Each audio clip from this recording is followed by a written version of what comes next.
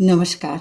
मैं आज आपको बहुत अच्छी रेमेडी बताने वाली हूँ जो लोगों को मतलब लोग बताने में थोड़ा-सा कतराते हैं या आप लोग उसको माइंड नहीं करते हैं। अगर आते भी हैं आपके सामने तो उसको आप इग्नोर कर देते हैं। ये है केतु की रेमेडी बताने वाली हूँ। केतु क्या है, इन्हें राशि बदल ली है, ये छाया ग्रह हैं। राहु केतु जिस ग्रह के साथ बैठते हैं उस ग्रह के गुणधर अपना लेते हैं। अभी ये कन्या राशि में प्रवेश कर चुके हैं और अगले 18 महीने तक इसी राशि में रहेंगे। अब गोचर में अगर अच्छे नहीं है ये, केतु क्या है, क्विक रिजल्ट देते हैं। इनकी अगर गुणधर को मिला के देखा जाए तो ये मंगल की तरह होते हैं। चूंकि धरणी होता है, जिस राशि के साथ बैठते हैं, जिस नक्षत्र में बैठते हैं, नक्षत्रों का भी एक महत्व होता है और उस तरह के ये गुणधर्म अपना लेते हैं। और भाव के हिसाब से देखें तो ये क्रूर ग्रह हैं। 3, 6, 11 भाव में, 10वें भाव में भी अच्छे परिणाम देते हैं। लेकिन अगर गोचर में अष्टम में आ गए किसी भी तरह से ये, या ऐसे भाव में आ गए जहाँ पर आपको क्लेश हो सकता है, सप्तम में आने से अच्छे नहीं मानते हैं, आइसोलेशन करा देते हैं। अगर पंचम में आ गए हैं तब थोड़ा सा आपको धर्म विभक्त कर देते हैं। ऐसे भाव मतलब बहुत से हैं, इसके लिए देख लीजिए इसका मैंने बनाया है वीडियो। लेकिन अगर आपको कोई ऐसा खतरा दिख रहा है, विशेष तौर से आयु का खतरा दिख रहा है, या आपके लिए सेपरेशन दिखाई दे रहा है, किसी इम्पोर्टेंट महत्वपूर्ण जो आपका रिश्ता है वो बिगड़ता हुआ आ रहा है, लेकिन अध्यात्म में अगर आपकी रुचि है, उसके लिए केतु बहुत अच्छे हैं।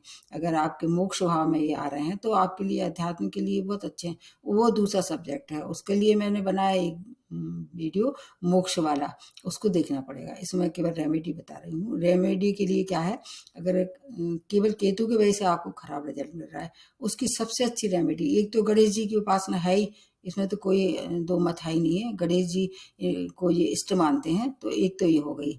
बुधवार का दिन इनके लिए माना जाता है, इसलिए गणेश जी की वजह से। दूसरा बात, एक और अच्छी रेमेडी है। हमारे समाज में वैसे देखा जाए तो 3 वर्ग होते हैं, मतलब एक तो मेल, फीमेल, एक और जेंडर होता है जो कि होता है किन्नर का। तो किन्नर समाज जो है वो आपने देखा होगा, काफ़ी पहले से इसकी बहुत मतलब समाज में बहुत मान्यता नहीं है। आजकल के समाज में देखा जाए तो ये बहुत बदल चुका है, सब कुछ बदल चुका है। लेकिन कहीं कहीं आज भी थोड़ा सा पिछड़ापन है, विशेष तौर से भारतवर्ष में इसको देखा जाए तो थोड़ा सा अलग है, अभी भी पुराना चला आ रहा है। पौराणिक समय से ये मतलब है इनका जन्म। ऐसा नहीं है कि कोई नई अभी नया उत्पत्ति हुई है, नए जीव की उत्पत्ति हुई है। जैसे महाभारत में शिखंडी थे और भी इनके जन्म हुए हैं। तो इनका क्या होता है, इनका जो वरदान होता है बहुत अच्छा होता है और श्राप भी बहुत खराब होता है। कभी भी इनसे पंगा नहीं लेना है। इनको अगर आपके पास कुछ नहीं है देने को तो हाथ जोड़ से उनसे प्रार्थना करो, मान जाएंगे। अब अगर आपको केतु की वजह से खराब रिजल्ट मिल रहे हैं तो किन्नरों को दान करना, बुधवार को दान करना चाहिए। ये सर्वोपरि होगा, आपका केतु का दुष्प्रभाव निश्चित रूप से समाप्त होगा। उनको प्रसन्न करने के लिए अगर आपके पास आपकी संपन्नता है, आपकी भावना अच्छी है, विशेष रूप से भावना देखी जाती है। इनको अपमानित नहीं करना है, हे दृष्टि से नहीं देखना है।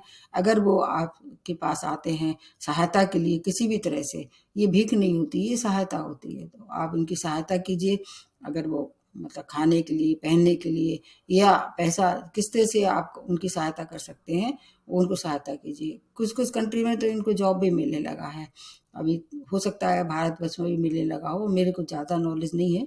लेकिन अगर ऐसी परिस्थिति में है, वो आपके पास आते हैं, उनका भूल के भी अपमान न करें। जो आपके पास पॉकेट में हो उनको अगर दे सकते हैं तो दें, नहीं हाथ जोड़ लें, अपमान न करें, उनको समान दृष्टि से देखें, विशेष बातें होती है। और उसमें दान देते समय एक और अच्छी बात बताते हैं। जैसे मान लीजिए आप इनको पैसे का दान करते हैं, 10 रुपये, 20 रुपये, 50 रुपये, 100, 1000, जितने भी देना आपकी श्रद्धा दे सकते हैं। जितना भी आप दें, उनसे एक सिक्का आप उनको एक्स्ट्रा दे दें और उनसे कहें कि वो सिक्का आपको वरदान के रूप में, आपको आशीर्वाद के रूप में मतलब दे दें, वापस करें। वो सिक्का आपके लिए बहुत काम में आएगा। उसको अपने पास रखें और उनका आशीर्वाद लें। जितना हो सके उनसे व्यवहार अपना कैसे रखें, बहुत सम्मानजनक रखें, मधुर रखें, क्योंकि ये अच्छे लोग होते हैं। मैंने खुद अनुभव किया है, ये कभी किसी को फालतू में परेशान नहीं करते हैं। अगर आप उनसे कुछ अपशब्द बोलते हैं, उनका अपमान करते हैं, तभी उसके बदले आपको फिर वो उनके मतलब मुंह से कुछ ऐसे बातें निकलती हैं जो थोड़ी सी आपको परेशान कर सकती हैं। इस बात का विशेष ध्यान रखें, कभी भी उनका भूल के भी अपमान ना करें, जितना हो सके उनकी हेल्प करें और उनसे व्यवहार हमेशा कैसे रखें, मधुरता भरा रखें। वो जो करते हैं उनको करने दीजिए, आपने उनको बदलने का कोई ठेका नहीं ले रखा है। अगर वो आप शब्द कहते भी हैं किसी भी तरह से गुस्से में आके, अपने माता पिता जैसे कहते हैं, अपने भाई बंधु कहते हैं, उनकी गुस्सा आप बर्दाश्त करते हैं ना, उनकी भी आप नाराजगी बर्दाश्त करके और उसको बिल्कुल दिल से, साफ दिल से हटके वहां से उनको नमस्कार करके आना चाहिए।